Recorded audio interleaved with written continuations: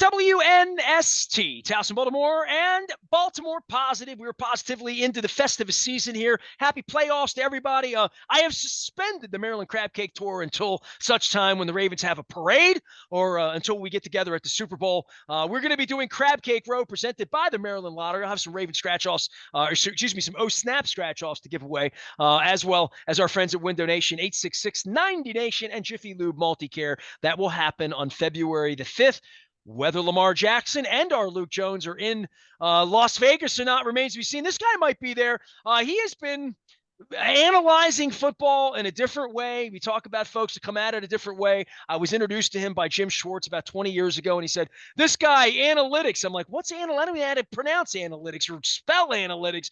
But the DVOA has become a standard bearer for measurement for football players and football teams. Aaron Schatz joins us now. He is our defending champion around here, and Luke sends his apologies for not getting together to smother Lamar with all of the love and the team and the greatest of all time team. But he promises to see you if Lamar can navigate these next 2 hours of football over the next couple weeks. How are things with you? You have a new gig going on. So first things first, I know it's been a different kind of year for you. How's life?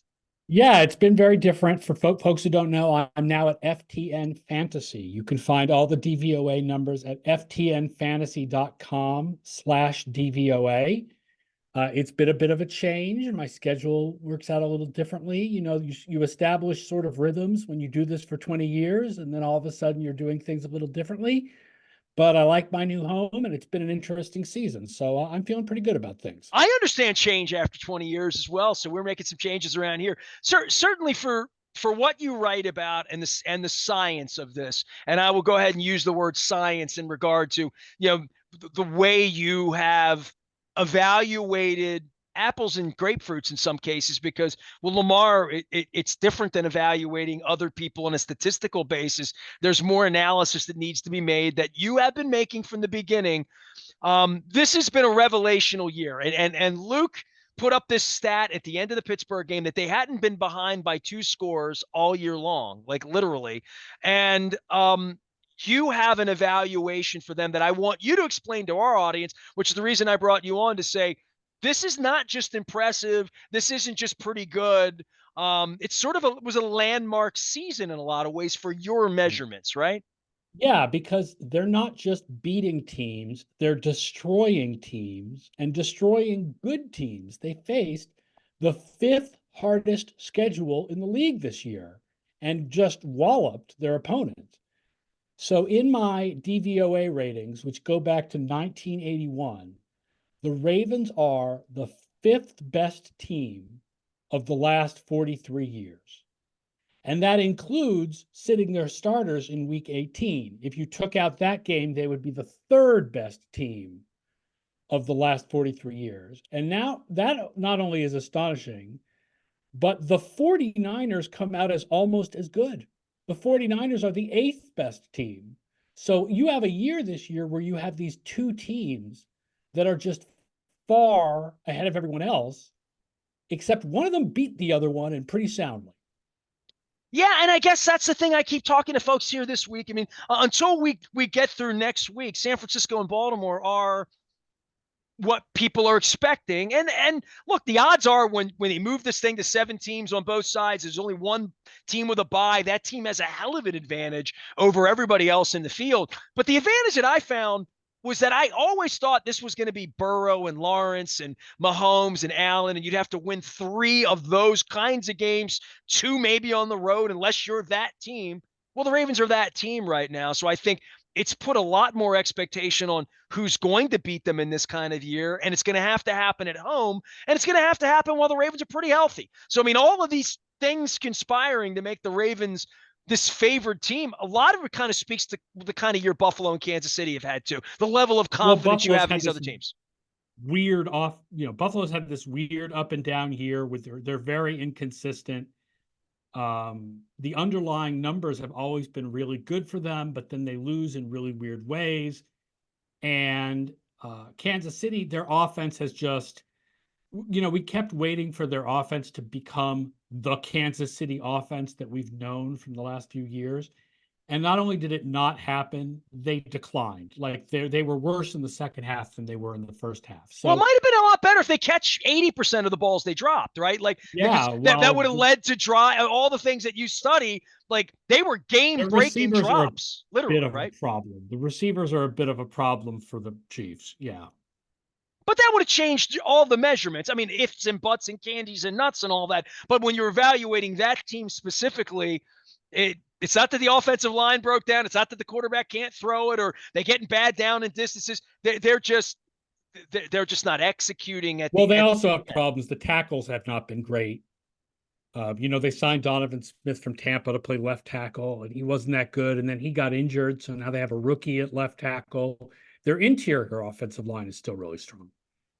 defensively. The Chiefs have been formidable, correct? I mean, Yeah, right up there with defensively, Cleveland in that way and Baltimore.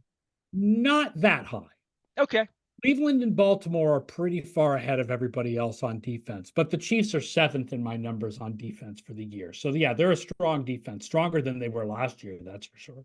Make your case for Joe Flacco and for 5 quarterbacks in Cleveland, 4 that were functional during the course of the season, and what this represents for him to come in, because they're dangerous. I don't think there's any doubt with their defense. They're dangerous, and you get the right weather, the right circumstance next week. If they were to win this week, they have their own challenge against Houston this week. But what Flacco did 2 weeks ago against that defense needs to be noted. Yeah, Flacco has played very well. That being said, I think the long-term outlook for Flacco, you have to consider his age and his performance over the last couple of years, and it suggests that he can't play this well in the long term. The defense is outstanding for Cleveland, right? So Cleveland and Baltimore are clearly the two best defenses in the league this year, and that defense can carry them a long way, but their running game has been below average. And I have a hard time imagining that Flacco can keep it up at this level. I think he can be an average quarterback, which with that defense is still formidable. But I don't think he's really going to be an above average quarterback in the playoffs. What's been the most impressive thing for Lamar and the offense for you? Statistically, as you break it down, you always find these sort of anomalies and outliers and crazy things. I would think this particular offense and Lamar's efforts have created some things that you note and say, I haven't seen that before. I mean, the fact that the quality of the running game, given the fact that it's mostly like undrafted free agents, is pretty remarkable. I mean, they lost the guy who was supposed to be their starting running back early in the season. And then with Edwards and Hill and Keaton Mitchell, they put together the best running game in the league. Now, Lamar Jackson is part of that, right? Part of it is that Lamar Jackson, the fear that he's going to keep the ball opens things up for the running backs, but still those running backs have been pretty darn good considering that, they're mostly a bunch of no names. Well, you said it opens up things. It's opened up the passing game. The fact that he stayed behind the line of scrimmage. I said he's run around like Roethlisberger, and I sort of mean that with love in saying extending a play, keeping a play alive, where in the old days it just never happened because he just take off. Yeah, And he he take off scrambles and you get last season. 15 yards, you feel great about it. But then he throws the ball and Zay Flowers turns it into a touchdown. That's a different feeling than Lamar breaking ankles as a young man in Cincinnati and embarrassing guys. The embarrassment happens here when you can't scout team him well, you can't prepare for him, then he gets into open space and you're thinking he's going to run. No, he's not. He's going to make you think he's going to run. You're going to come up and he's going to burn you with his arm, which that play wasn't in the playbook in 18 and 19. I didn't think he would ever think that way. I didn't think they would ever coach the takeoff out of him because he's so good at takeoff. Well, the shock is going to be for Ravens fans. This team statistically was more efficient passing the ball in 2019 than they are this year. I realize that from a film watching perspective, his processing and like making reads is more impressive this year than it was 4 years ago. But the actual statistical efficiency, the passing game was better 4 years ago than it was this year. Well, he had the tight end, and he had He did have Andrews 4 a years ago. better overall running game, like Mark Ingram and to me, you would say they're the most. And Luke always argues every point you make. By the way, and I hope he's in Vegas getting together with you in a couple of weeks. But there is a point where all of the touchdown passes and all of those things, they were timing passes, and then there's a difference I think between the Roman offense and what Todd Monken maybe tried to do the first 6 or 8 weeks with less personnel, but it's been so effective the last 8-10 weeks. What Monken has done, it feels like it's blossomed in a way that maybe we didn't see it so much in September and October. Yeah, I mean, some of that, I mean, like they had that game against Pittsburgh where no one could hold on to the ball, and they definitely had receivers missing certain games. And I mean, there's no question it's been outstanding. Everything about the team has been outstanding. They're outstanding in every way. I mean, if you're going to be like one of the top 5 teams of the last 40 years, you better be pretty good at everything. So they're pretty Uh, good at everything. for you, with any trends, that anything different about the game that you see this year, anything weirdly up or down that's worth discussing in the way that you discuss it from an analytics standpoint? Offensive levels were definitely down this year, and sacks were up. And there's definitely a feeling among a lot of people who cover the league that there's a real problem with offensive line depth, that these guys are not getting enough practice time in the preseason. And so when offensive linemen start to get injured, you're really having problem. It really slows down the whole offense. And the backup lineman, the drop from the starting lineman to the backup lineman is a real problem. I see it, and I see it differently, and I see what Harbaugh and this team has done because of Ronnie Stanley's whatever age, knee, trying to keep him healthier, knowing that you're 10 games, or you're 13-3 or whatever you are. Just he needs to be ready to play and play at a high level for 3 more hours this year for all the money they've given him and all the injuries and all of that. I just think for the offensive line, and I say this to Luke all the time, we're 25 years into rotation on defense where every defensive line would have 6-7 guys, linebackers, nickels and dimes. There's no nickel and dime package on offense. There's thud and scud and bigger backs and tight ends and Pat Ricards. But there's 5 offensive linemen, and they don't rotate those. You don't have 2 different centers for shotgun, and defenses are playing 17, 18 deep. Offensive lines are playing 5 deep, and rarely can they go 6 or 7. The Ravens invested in Pat McCary to be a 6 or a 6 guy. But all that being said, you don't really want him to play. And even if he's perfect, you'd still rather have your starters taking 60 or 70 snaps as offense. They're expected to make 70 snaps, whereas we have 2 down linebackers, and we have defense is more evolved from a personnel standpoint to be more multiple than we think of an offensive line about continuity. Different legs will have guys stepping on each other. Yeah, I don't know whether somebody will come out, because the problem is the trade-off, is the continuity trade-off, is that if you are subbing in offensive linemen, there is that trade-off in continuity. And continuity is really important, that these 5 guys work together and have time together. And I don't know whether somebody would try to rotate them more often. And obviously, Baltimore's done it a little bit this year, and they've had success. But, New England has rotated offensive linemen, and they have not had success. So I don't know whether it might become a regular thing for a lot of teams. Well, when you pay a left tackle $20 million a year, his backup better not be it better be noticeable to I mean, literally where the linemen are going and the amount of money they're making. I mean, the Ravens every year for 5 years lost a Jensen or I'm trying to think of the kid that went to Detroit and got all the money, but every year they've lost players and Assembly. And they didn't mind going to the draft to replace him. They didn't feel like we want to pay guys 10, 12, $14 million, Right. It's going to happen this offseason too. Patrick Queen is going to leave, and they'll replace him with the guy, Trenton Stevens. Is that his name? That Simpson. Yeah. Trenton Simpson. So they do a good job of preparing for the future. They plan for the future very well.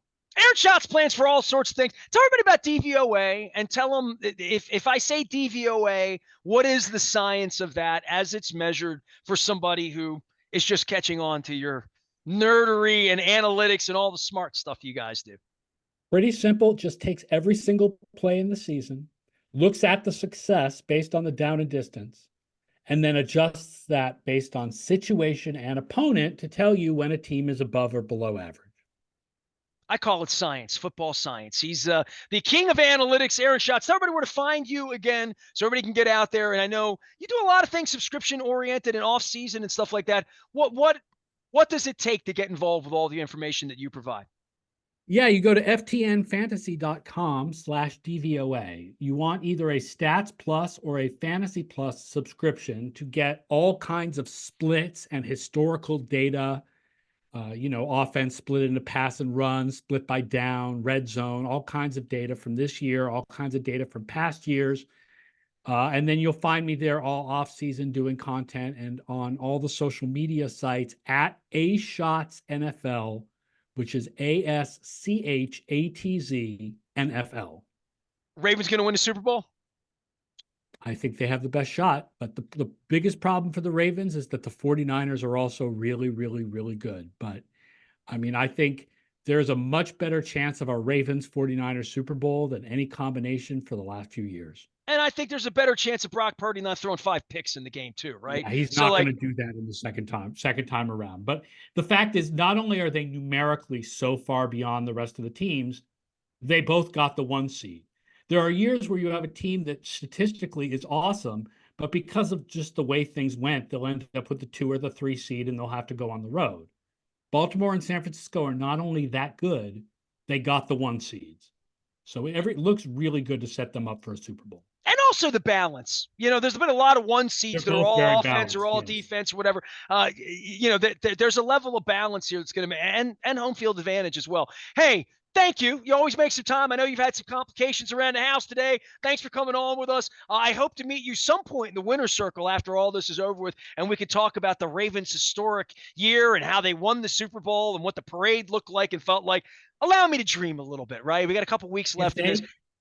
If they win the Super Bowl, they should absolutely be in the discussion as one of the best teams of all time. Wow, I'll let you drop the mic with that. So if 3 hours away, a week off, Flacco on the couch, lots of things happening here this weekend. Luke is out in Owings Mills as well. He's going to want to reconvene with Aaron Schatz. He sends his condolences to not make it because Aaron's one of his all-time favorite guys.